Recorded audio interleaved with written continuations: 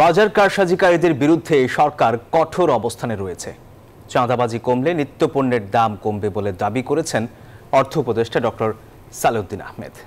শনিবার রাজধানীর আগারগাঁওয়ে বিআইজিএম এর সভা শেষে অন্তর্বর্তী সরকারের এই উপদেষ্টা বলেন, আর্থিক খাতে রাঘব বোয়ালদের বিরুদ্ধেও ব্যবস্থা নেওয়া হচ্ছে।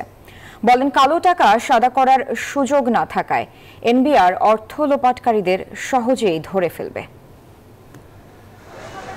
অন্তর্বর্তীকালীন সরকারের দায়িত্ব নেবার 1 মাস হলেও এখনো পুরোপুরি নিয়ন্ত্রণে আসেনি নিত্যপণ্যের বাজার। হাতে গোনা কিছু পণ্যের দাম কমলেও অধিকাংশই অপরিবর্তিত রয়েছে।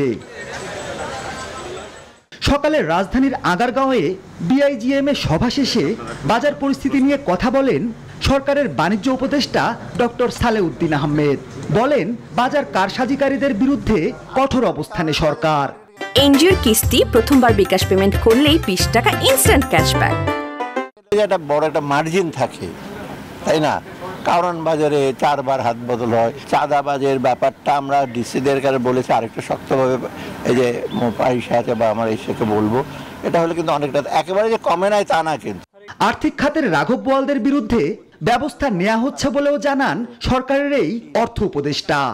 অনেকের ব্যাংক এসে জব্দ করেছে, এটা প্রিলিমিনারি, তারপর এগুলো ইনভেস্টিগেশন হবে, বিভিন্ন এজেন্সি ইনভেস্টিগেট করবে, তারপরে তদন্ত করার পর আলটিমেটলি এটা তো আপনার, যদি আপনার কোনো তদন্ত হিসেবে পায় তো চার্জ দেবে, কোর্টে যাবে, এটা হবে দ্রুত।